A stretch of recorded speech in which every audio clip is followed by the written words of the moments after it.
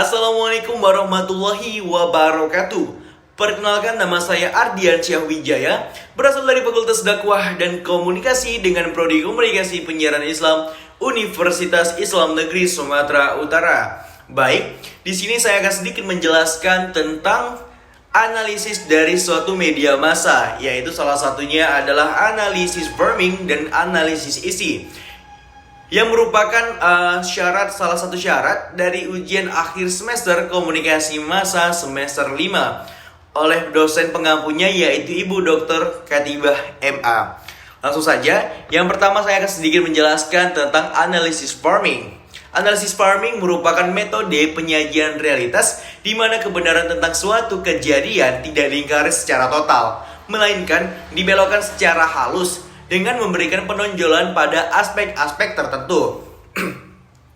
Penonjolan aspek-aspek tertentu dari isu berkaitan dengan penulisan fakta. Ketika aspek tertentu dari suatu peristiwa dipilih, bagaimana aspek tersebut ditulis, hal ini sangat berkaitan dengan pemakaian diksi atau kata kalimat, gambar, atau foto dan citra tertentu untuk ditampilkan kepada khalayak. Analisis farming digunakan untuk mengkaji pembingkaian realitas atau peristiwa individu, kelompok, dan lainnya yang dilakukan oleh media massa. Pembingkaian tersebut merupakan proses konstruksi yang berarti realitas dimaknai dan dideskonstruksi dengan cara dan makna tertentu. Akibatnya, hanya bagian tertentu saja yang dipilih bermakna, lebih diperhatikan, dianggap penting, dan lebih mengena dalam pikiran khalayak. Dalam praktik, analisis farming banyak digunakan untuk melihat frame surat kabar, sehingga dapat dilihat bahwa masing-masing surat kabar sebenarnya memiliki kebijakan politis tersendiri. Nah, untuk itu, baik, saya akan lanjut kepada analisis yang kedua yang akan kita bahas, yang saya jelaskan, yaitu analisis isi.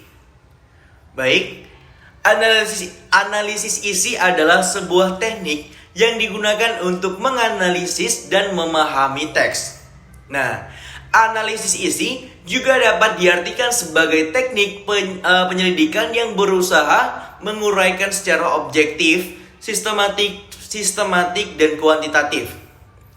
Jadi menurut salah satu ahli, yaitu menurut H.E.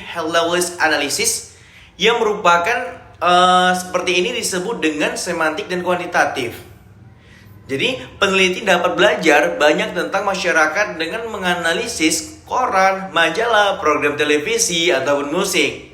Para peneliti yang menggunakan analisis ini tidak mempelajari orang-orang, tetapi mempelajari komunikasi yang diciptakan oleh orang tersebut.